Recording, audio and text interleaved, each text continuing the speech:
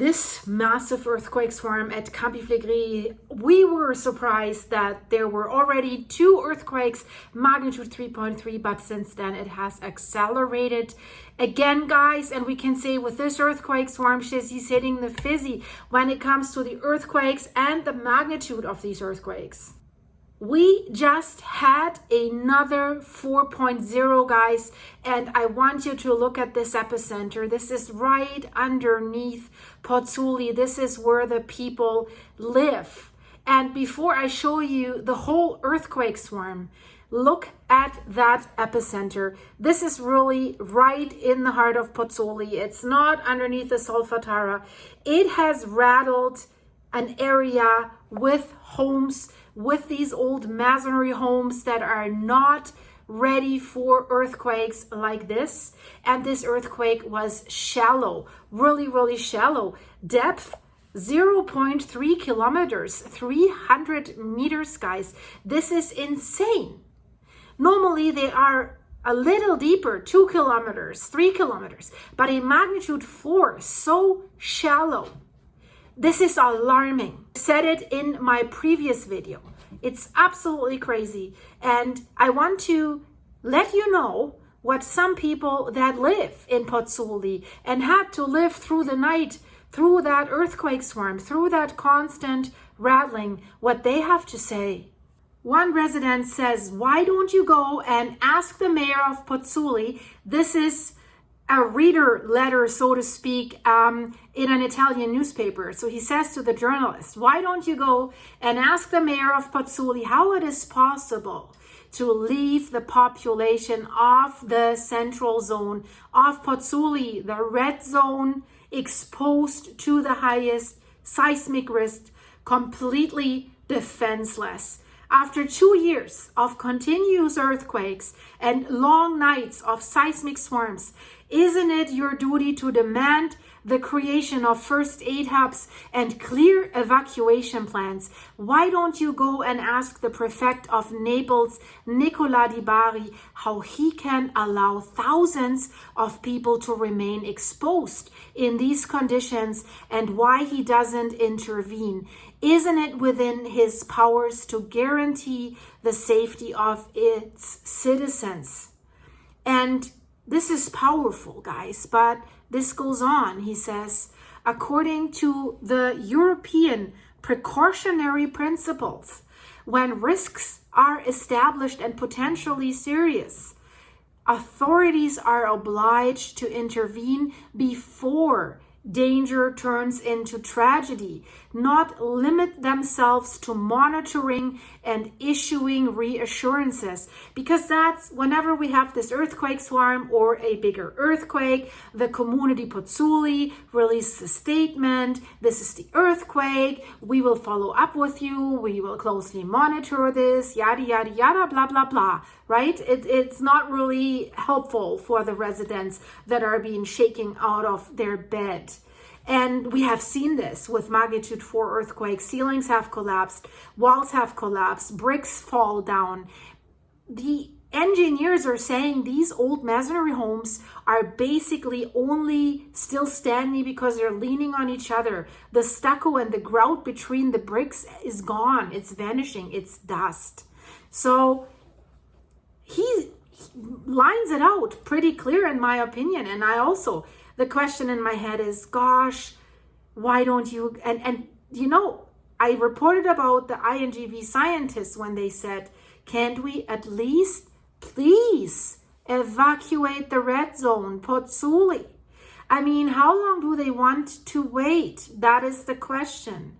Of course, there's the fear to evacuate and then nothing's happening. But better the safe than sorry? I don't know, but he says, and this is a strong sentence, authorities are obliged to intervene before danger turns into tragedy. Yeah, and this is in all our heads. How long do they want to wait? Not to limit themselves to monitoring and issuing reassurances, because that is happening. And then he further says the people of Campi Flegrei have the right to real and transparent preventative measures, not verbal promises or indefinite postponements. Journalism, too, has a duty to investigate, to ask uncomfortable questions, and to hold institutions accountable for their responsibilities.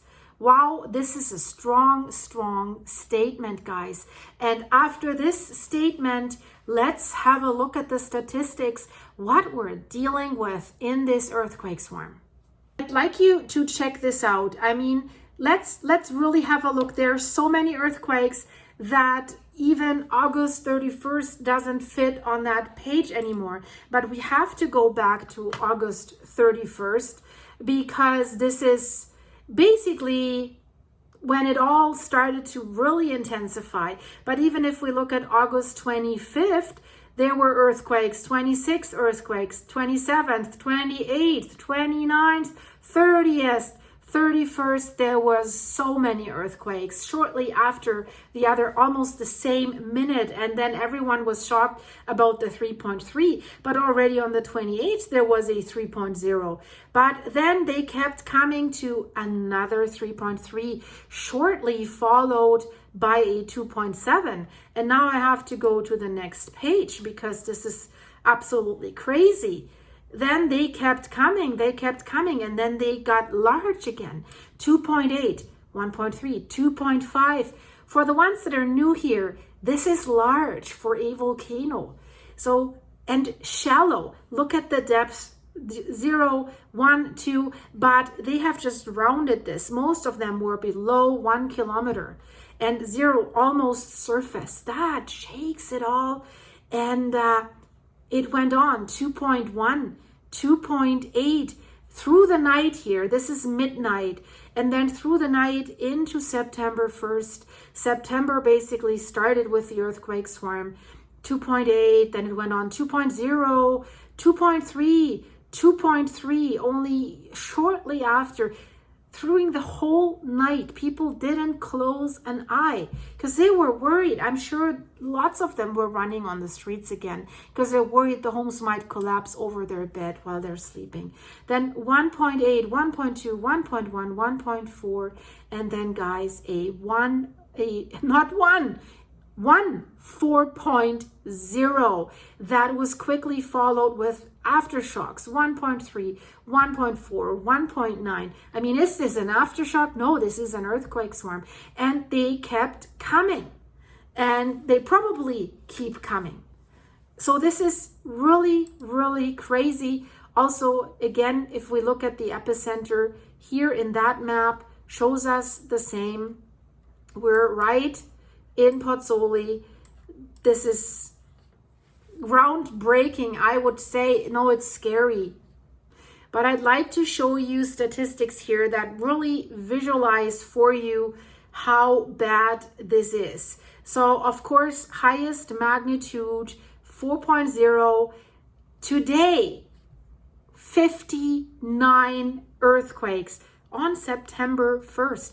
We had close to 90 on August 31st. And also smaller ones, right? Microseismic events. This chart here shows those guys as well. But this is what's interesting. This is the magnitude trend, and that starts on August 25th. I've just shown you the earthquake list, so this is a continuous earthquake swarm. Despite the mayor of Pozzuoli announcing, I don't know, somewhere here the earthquake swarm has ended, then somewhere here it has started. This doesn't make sense. This is continuous, in my opinion. That they always say ended is trying to calm people down, in my opinion. It's tourist season, right? This is a problem. So, of course, we had magnitude 3, and then it went up. The magnitude 3.3 with other higher magnitudes, 3.3. But then let's switch forward. This is August 31st as well. And then right in the morning, we have the magnitude 4, and then the earthquakes keep continuing. But even there in this chart, if we draw a line, we see that the magnitudes are going up. And this is also, I love this line, that's the number of earthquakes per day, probably more with the small microseismic earthquakes. But look at that chart, how it has escalated. It was already quite high starting on the 25th, but then, of course, 31st escalated with 85 earthquakes. And then don't be fooled that the curve is coming down, because September 1st just started and it has already 59 earthquakes. So I think by the end of the day, this blue curve will go higher or the same level like the day before. And this, the next one, that green line, that is what scares me, because that is the depth. And it always renews. That's why it does that. That's the depth of these earthquakes. They're getting more shallow. They're getting really, really shallow. So very close to the surface. And that is very unusual, because usually with higher earthquakes, we see them at least at a depth of 2 kilometers. That's roughly 1.6 miles. We don't see them that shallow. We usually see the microseismic stuff that shallow. So what is going on? This is a clear trend. This is not a coincidence. And of course, here we see the distribution of the magnitudes. How many earthquakes of each magnitude do we have since August 25th? Of course, we have a lot here in the microseismic range, but we have quite a lot in the 2 range here. In the magnitude 2, 2.3, 3 in 2.5, we have a 2.7, we have 2, 2.8, 2, 3.0, 2, 3.3, 1, 4.0. Hopefully it remains like this, but I'm a little bit worried. And now we see these curves combined. The blue curve is the number of earthquakes that has accelerated, and I think that dip today will go up again. The red curve is the magnitude. And which curve do we have? Yeah, the green curve is the depth of the earthquake. So the depth goes down, the magnitude goes up, and the number of earthquakes goes up. That is not a good combination. I do not like that chart. And it shows us here a map with all the epicenters, and you see that cluster here. This is the cluster. And again, the 4, the strong one, traveled to Pozzuoli. But this is all the caldera, right? We had the magnitude 3 here, right where they want to do geothermal drilling. As crazy as it sounds, but I think probably that is off the list after this earthquake swarm. Hopefully, although many scientists say it's safe. But another thing that we really should have another look at to see how that has developed. Have a look at that map here. It shows us the events from August 29th to the current date, September 1st. And you see here the magnitudes, and here you see the cluster. You see the biggest cluster is in this area with the big one here in Pozzuoli. And what is always interesting to see is if we click on the 3D map, that shows us the depth of the earthquakes and the location of the earthquakes in a 3D underground screenshot, so to speak. And guys, do you see that? Does that look scary? Does that look that potentially something could be rising up? Because what I have to say, if you've seen videos about Iceland where we could follow these horizontal underground magma intrusions, that was basically like a snake was the magma intruding underground. It was traveling to its eruption site horizontally, or sometimes it wasn't erupting, just intruding. But we could see the earthquakes. Where the magma was breaking the rocks, we could see the earthquakes. And is this something like that? Because this looks a little bit concerning, guys. I don't know what you think. Let me know in the comments. But the distribution of these earthquakes in the depth, and then this magnitude 4. And don't forget, if something's rising, fluids, the crust at the very, very top is very broken, very brittle, so stuff can travel. That would maybe explain the different location of the magnitude 4.0. But I don't know how we can twist this. Is even the big one, even the magnitude 4, I suspect it's this one, is still, although it's a little bit further away from the main cluster, guys, it still fits that narrative. It still fits this straw. Do you see that? What do you think? Should we worry? Is this it? That was my question in my last video. Is this it? What does that tell you? What does that tell us, guys? Is it time to get the people out of there? That's the question. Let me know in the comments. Thank you for watching. Don't forget to hype and like and subscribe. And if you want to support the channel and fill me up with coffee, guys, scroll down. There is the link in the description, buymeacoffee.com/silky. It's greatly appreciated. And I hope to see you soon in the next one. Thank you, members, for supporting the channel. Click the join button if you want to join us too. Lovely group.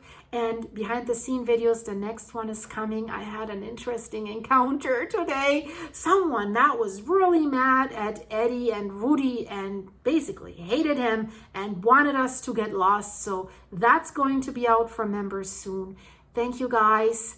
Let's hope and pray that the people in Italy on Campi Flegrei, I have to say on Campi Flegrei because that's where they live, will be safe. Thanks for watching, guys. See you soon.